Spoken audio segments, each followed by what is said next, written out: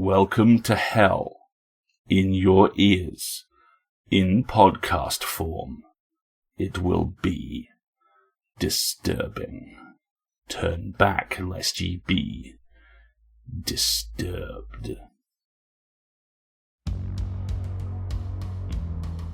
PseudoPod, episode 981, for June 20th, 2025. The Shambler from the Stars, by Robert Bloch. Narrated by John Paget. Hosted by Josh Tuttle. Audio by Chelsea Davis.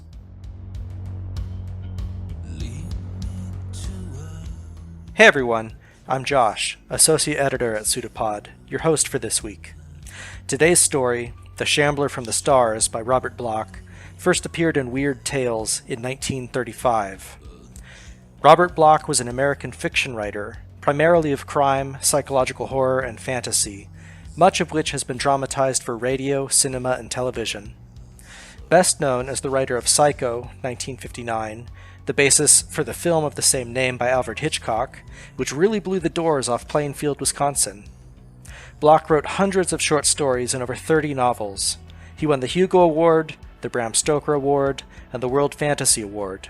He served a term as president of the Mystery Writers of America, and was a member of that organization and of Science Fiction Writers of America, the Writers Guild of America, the Academy of Motion Picture Arts and Sciences, and the Count Dracula Society.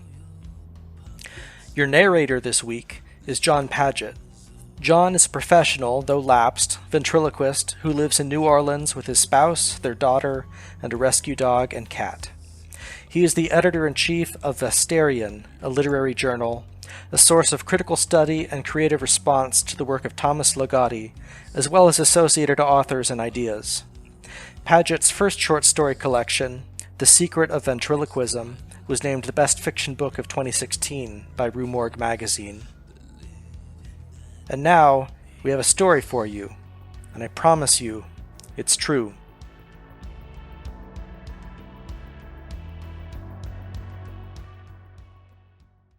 The Shambler from the Stars, by Robert Bloch. Narrated by John Paget. The story of a blood-freezing horror, evoked by the magic of Ludwig Prin's terrible Mysteries of the Worm. I have nobody to blame but myself for the whole affair. It was my own blundering that precipitated that unforeseen horror upon us both. My own stupidity that caused our downfall. The acknowledgement of my fault does not help us now. My friend is dead, and in order to escape an impending doom worse than death, I must follow him into the darkness. So far, I have relied upon the ever-diminishing potency of alcohol and drugs to dull the pangs of memory, but I shall find true peace only in the grave. Before I go, I shall inscribe my story as a warning, lest others make the same mistake and suffer a similar fate. I am what I profess to be, a writer of weird fiction. Since earliest childhood, I have been enthralled by the cryptic fascination of the unknown and the unguessable, the nameless fears, the grotesque dreams, the queer, half-intuitive fancies that haunt our minds have always exercised for me a potent and inexplicable delight.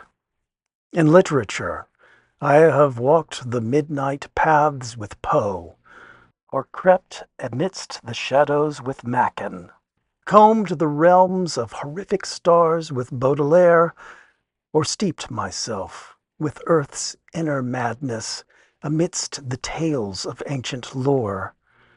A meager talent for sketching and crayon work led me to attempt crude picturizations involving the outlandish denizens of my nighted thoughts. The same somber trend of intellect which drew me in my art interested me in obscure realms of musical composition. The symphonic strains of the Danse Macabre and the like became my favorites. My inner life soon became a ghoulish feast of eldritch, tantalizing horrors. My outer existence was comparatively dull. Days of grammar school and adolescent high school soon passed. As time went on, I found myself drifting more and more into the life of a penurious recluse, a tranquil, philosophical existence amidst a world of books and dreams. A man must live. By nature, constitutionally and spiritually unfitted for manual labor, I was at first puzzled about the choice of a suitable vocation. The depression complicated matters to an almost intolerable degree, and for a time I was close to utter economic disaster. It was then that I decided to write. I procured a battered typewriter, a ream of cheap paper, and a few carbons. My subject matter did not bother me. What better field than the boundless realms of a colorful imagination?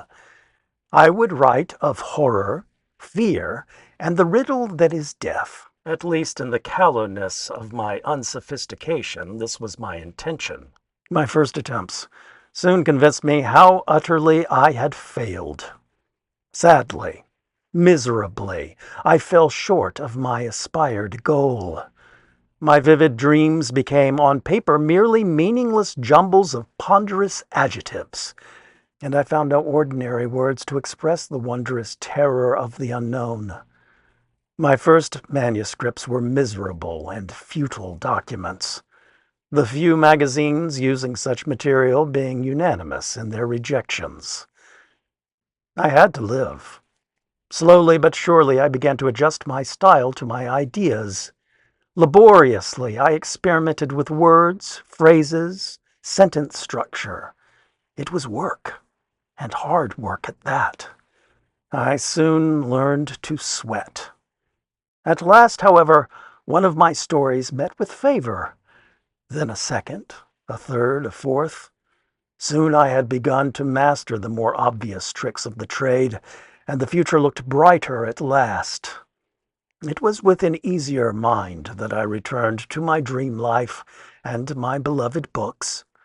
My stories afforded me a somewhat meager livelihood, and for a time this sufficed. But not for long. Ambition, ever an illusion, was the cause of my undoing. I wanted to write a real story. Not the stereotyped, ephemeral sort of tale I turned out for the magazines, but a real work of art. The creation of such a masterpiece became my ideal. I was not a good writer, but that was not entirely due to my errors in mechanical style. It was, I felt, the fault of my subject matter. Vampires, werewolves, ghouls, logical monsters. These things constituted material of little merit. Commonplace imagery, ordinary adjectival treatment, and a prosaically anthropocentric point of view were the chief detriments to the production of a really good weird tale. I must have new subject matter, truly unusual plot material. If only I could conceive of something utterly ultra-mundane, something truly macrocosmic, something that was teratologically incredible. I longed to learn the songs the demons sing as they swoop between the stars, or hear the voices of the olden gods as they whisper their secrets to the echoing void.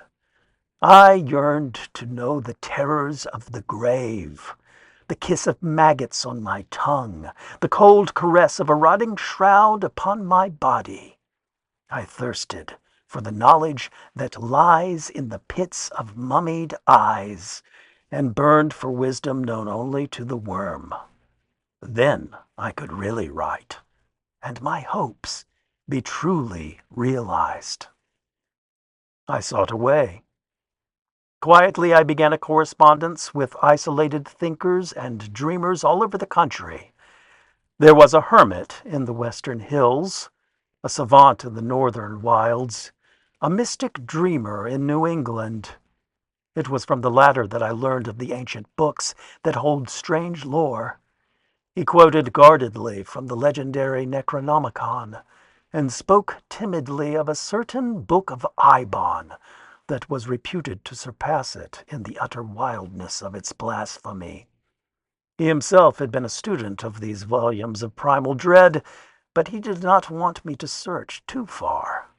He had heard many strange things as a boy in witch-haunted Arkham, where the old shadows still leer and creep, and since then he had wisely shunned the blacker knowledge of the forbidden. At length, after much pressing on my part, he reluctantly consented to furnish me with the names of certain persons he deemed able to aid me in my quest.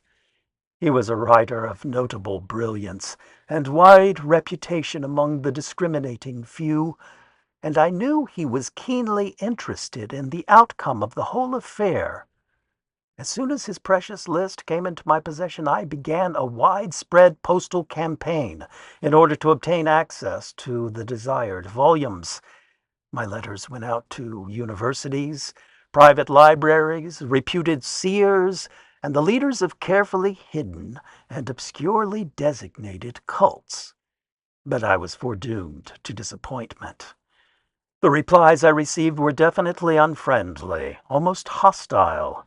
Evidently, the rumored possessors of such lore were angered that their secret should be thus unveiled by a prying stranger. I was subsequently the recipient of several anonymous threats through the mails, and I had one very alarming phone call. This did not bother me nearly so much as the disappointing realization that my endeavors had failed.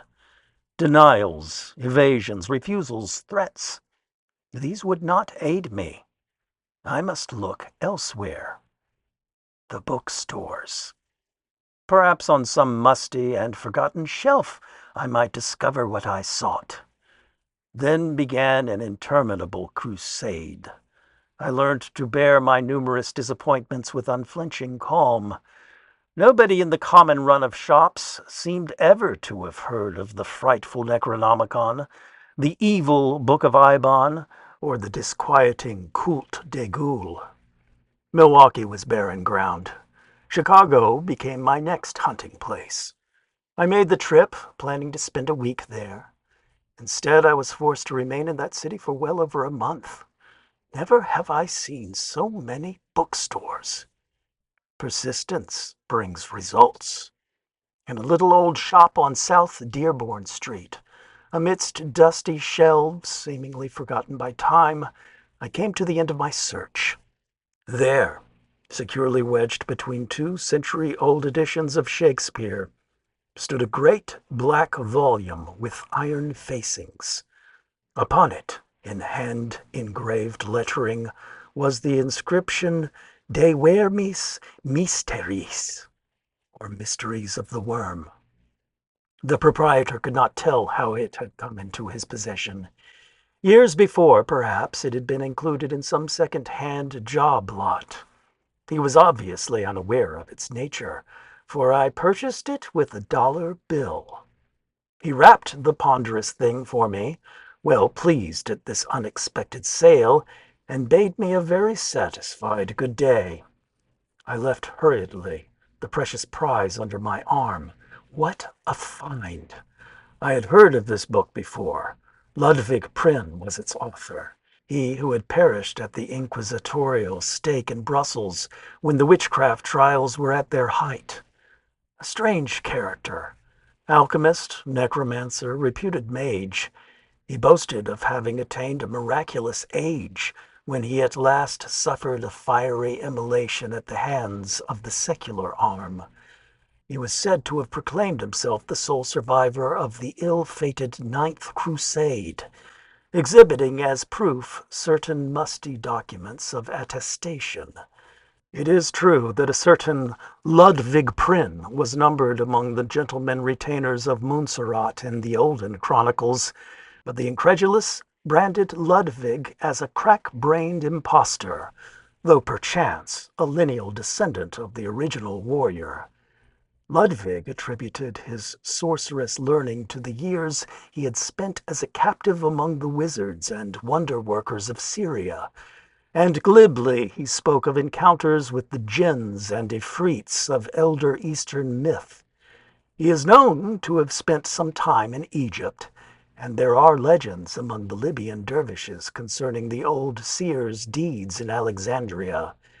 At any rate, his declining days were spent in the Flemish lowland country of his birth, where he resided, appropriately enough, in the ruins of a pre-Roman tomb that stood in the forest near Brussels. Ludwig was reputed to have dwelt there amidst a swarm of familiars and fearsomely invoked conjurations. Manuscripts, still extant, speak of him guardedly as being attended by invisible companions and star-sent servants. Peasants shunned the forest by night, for they did not like certain noises that resounded to the moon, and they most certainly were not anxious to see what worshipped at the old pagan altars that stood crumbling in certain of the darker glens.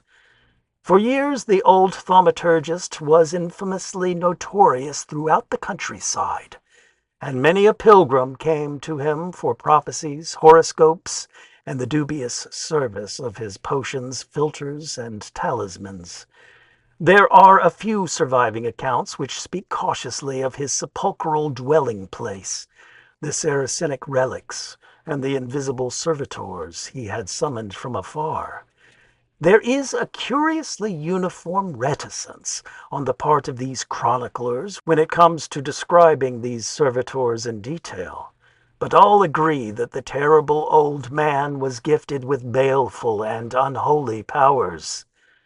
Be that as it may, these creatures that he commanded were never seen after Prin's capture by the inquisitorial minions. Searching soldiers found the tomb entirely deserted, though it was thoroughly ransacked before its destruction. The supernatural entities, the unusual instruments, the obscure herds and compounds, all had most curiously vanished. A search of the forbidding woods and a timorous examination of the strange altars did not add to the information. There were fresh bloodstains on the altars, and fresh bloodstains on the rack, too, before the questioning of Prin was finished. A series of particularly atrocious tortures failed to elicit any further disclosures from the silent wizard, and at length the weary interrogators ceased, and cast the aged sorcerer into a dungeon.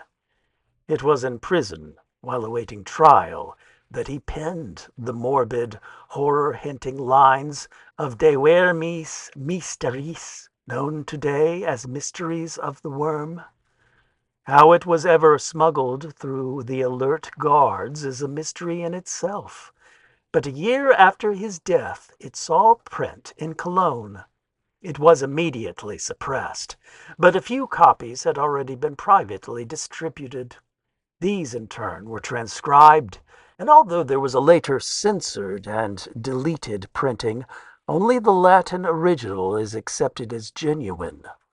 Throughout the centuries, a few of the elect have read and pondered on its secret. The secrets of the old archimage are known today only to the initiated, and they discourage all attempts to spread their fame, for certain very definite reasons.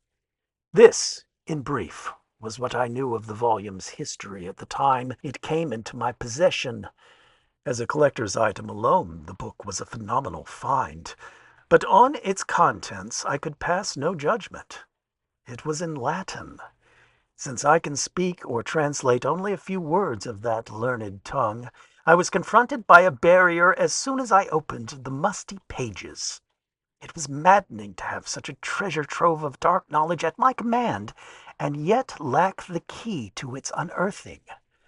For a moment I despaired, since I was unwilling to approach any classical or Latin scholar in connection with so hideous and blasphemous a text. Then came an inspiration. Why not take it east and seek the aid of my friend? He was a student of the classics and would be less likely to be shocked by the horrors of Prynne's baleful revelations. Accordingly, I addressed a hasty letter to him, and shortly thereafter received my reply.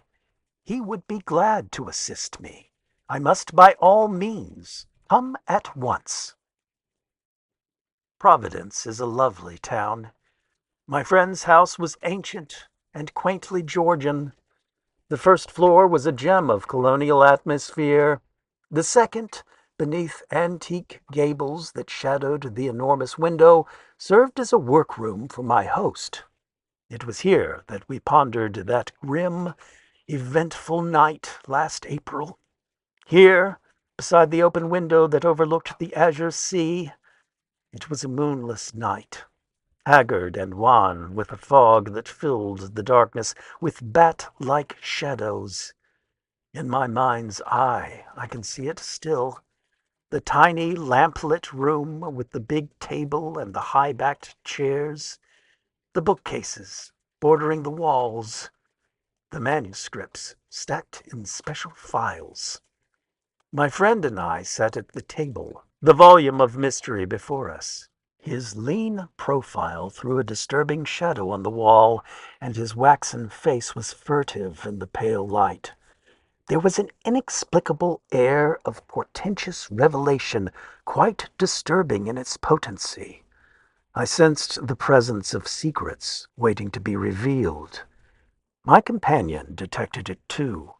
Long years of occult experience had sharpened his intuition to an uncanny degree. It was not cold that made him tremble as he sat there in his chair. It was not fever that caused his eyes to flame like jewel-incarnate fires. He knew, even before he opened that accursed tome, that it was evil. The musty scent that rose from those antique pages carried with it the reek of the tomb. The faded leaves were maggoty at the edges, and rats had gnawed the leather.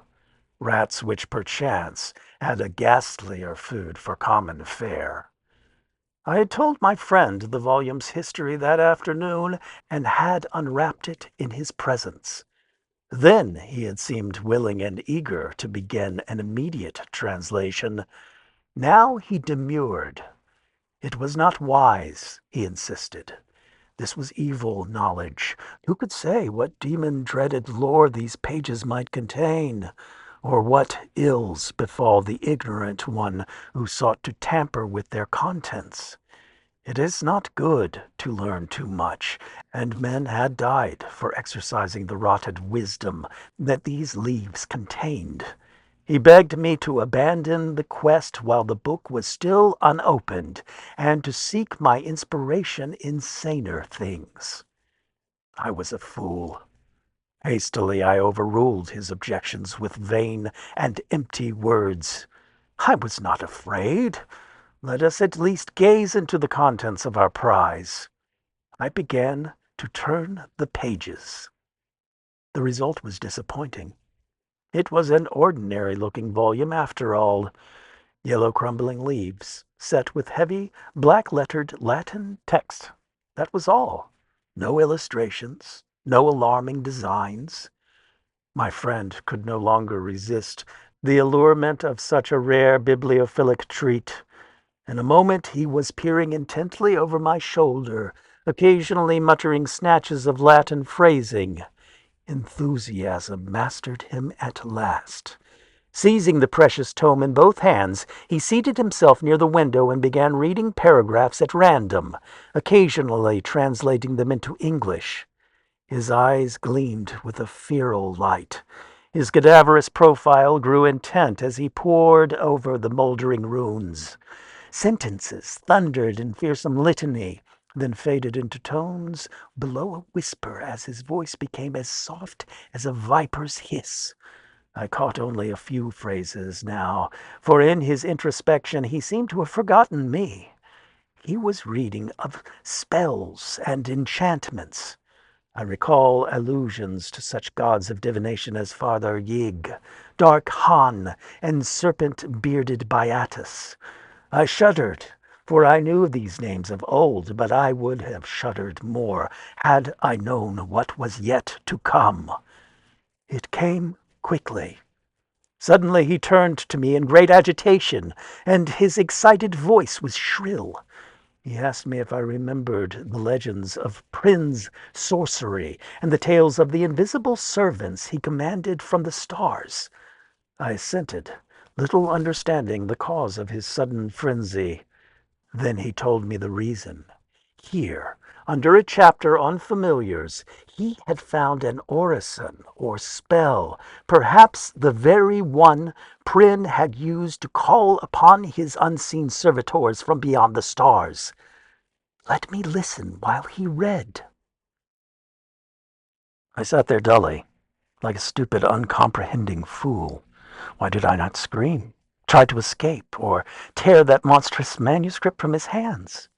Instead, I sat there while my friend, in a voice cracked with unnatural excitement, read in Latin a long and sonorously sinister invocation. Tibi, magnum, innominandum, signa stellarum, nigrarum et bufani formis, sadoque sigillum. The croaking ritual proceeded, then rose on wings of nighted, hideous horror. It stabbed my soul with exquisite pain, even though I did not understand. The words seemed to writhe like flames in the air, burning into my brain. The thundering tones seemed to echo into infinity, beyond the farthermost star. They seemed to pass into primal and undimensioned gates, to seek out a listener there and summon him to earth. Was it all an illusion? I did not pause to ponder, for that unwitting summons was answered. Scarcely had my companion's voice died away in that little room before the terror came. The room turned cold. A sudden wind shrieked in through the open window, a wind that was not of earth. It bore an evil bleating from afar, and at the sound my friend's face became a pale white mask of newly awakened fear. Then there was a crunching at the walls, and the window ledge buckled before my staring eyes. From out of the nothingness beyond that opening came a sudden burst of lubricious laughter, a hysterical cackling born of utter madness. It rose to the grinning quintessence of all horror without mouth to give it birth. The rest happened with startling swiftness. All at once my friend began to scream as he stood by the window, scream and claw wildly at empty air. In the lamplight I saw his features contort into a grimace of insane agony. A moment later his body rose unsupported from the floor and began to bend outward to a back-breaking degree. A second later came the sickening grind of broken bones. His form now hung in midair, the eyes glazed and the hands clutching convulsively as if at something unseen. Once again there came the sound of maniacal tittering, but this time it came from within the room. The stars rocked in red anguish. The cold wind gibbered in my ears. I crouched in my chair, my eyes riveted on that astounding scene in the corner. My friend was shrieking now. His screams blended with that gleeful, atrocious laughter from the empty air. His sagging body, dangling in space, bent backward once again as blood spurted from the torn neck, spraying like a ruby fountain. That blood never reached the floor. It stopped in midair as the laughter ceased, and a loathsome sucking noise took its place. With a new and accelerated horror, I realized that that blood was being drained to feed the invisible entity from beyond. That creature of space had been so suddenly and unwittingly invoked. What was that vampiric monstrosity I could not see? Even now a hideous metamorphosis was taking place. The body of my companion became shrunken, wizened, lifeless. At length it dropped to the floor and lay nauseatingly still. But in midair, another, and a ghastlier change was taking place. A reddish glow filled the corner by the window, a bloody glow.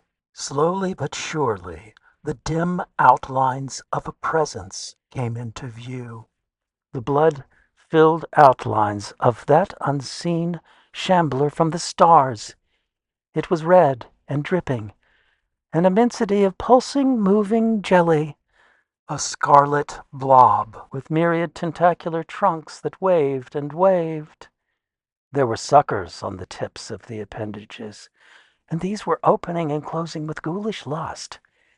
The thing was bloated and obscene, a headless, faceless, eyeless bulk with the ravenous maw and titanic talons of a star-born monster. The human blood on which it had fed revealed the hitherto invisible outlines of the feaster. It was not a sight for sane eyes to see. Fortunately for my reason, the creature did not linger. Spurning the dead and flabby corpse-like thing on the floor, it purposely seized the dreadful volume with one slimy, sinuous feeler and shambled swiftly to the window, then squeezed its rubbery, viscous body through the opening. There it disappeared, and I heard its far-off, derisive laughter floating on the wings of the wind as it receded into the gulfs from whence it had come.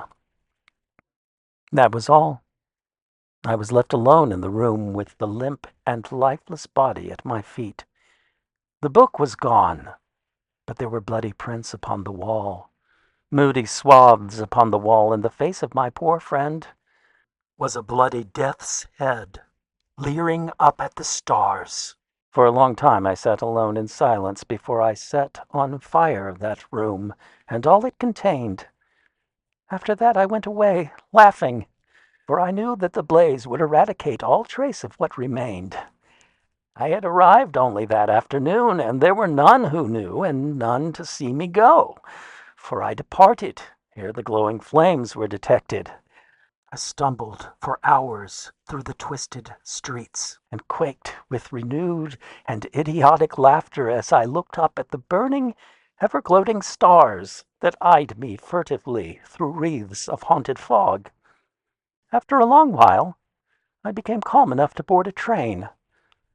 I have been calm throughout the long journey home, and calm throughout the penning of this screed. I was even calm when I read of my friend's curious accidental death in the fire that destroyed his dwelling.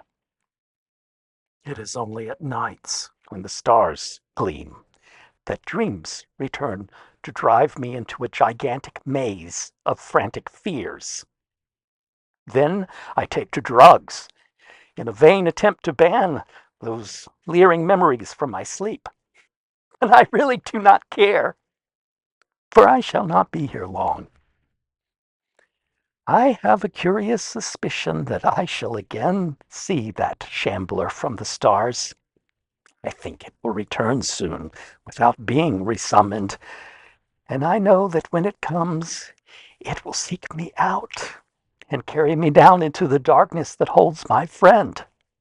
Sometimes I almost yearn for the advent of that day, for then I too shall learn once and for all the mysteries of the worm.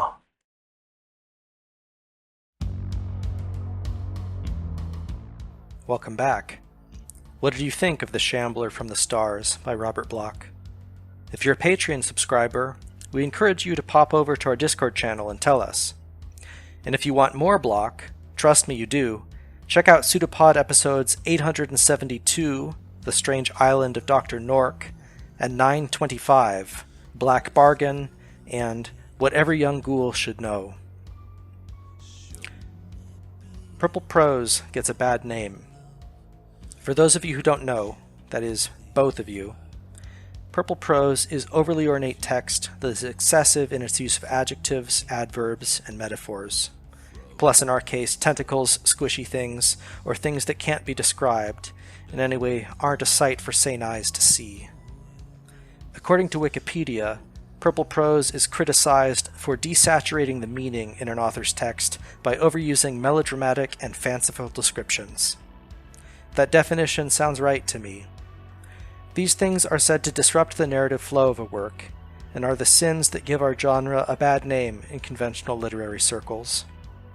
I love today's story because Block knows this and hangs a hat on it so that we know that he knows this. Here's what he says. Commonplace imagery, ordinary adjectival treatment, and a prosaically anthropocentric point of view were the chief detriments to the production of a really good weird tale. Say it with me, folks. It's a mouthful. Block is playing with us, and I really do mean with. This is far more than a pastiche.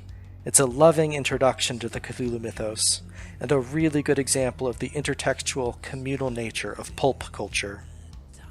This seems like a Lovecraftian pastiche, but it isn't quite, because it's instead a roadmap for the uninitiated, who, like the protagonist, may desire to walk the midnight paths with Poe, and creep amidst the shadows with Machen. I get hints of Jervis Hyde here. I myself was once one of these would-be wanderers, and now, for some reason, I'm trusted to guide other initiates, who then, under my tutelage, walk on this path for college credit. For those it matters to, this kind of fiction seems to matter a lot. Getting it out there so others can encounter it is important, and all the more so because not everybody gets it. An international student once took a weird literature class with me as his only just for me elective, but hid the fact from his parents until the final weeks of the semester. The way he tells it, when he finally admitted he was in the class, all they said was, "Your teacher. Did this man not have parents?" Another international student standing next to us, whose family felt similarly, nodded her head sagely and said, "Fatherless behavior." More recently, in a far more traditional class, and for the record I spend a lot more time teaching Homer than horror, an engaged student discovered my actual academic specialty halfway through the semester and promptly began stealing, that is, borrowing, my books. I'd never seen my shelves examined with such interest before in my life. It's a good job if you can get it. As for what we were able to do with this episode, I am so very glad that PseudoPod is an audio production, because the printed word, and trust me, I'm a literature professor, I love the printed word, sometimes inures us to the richness of spoken language. Today you got the Shambler from the stars the way it was meant to be experienced. How do I know this?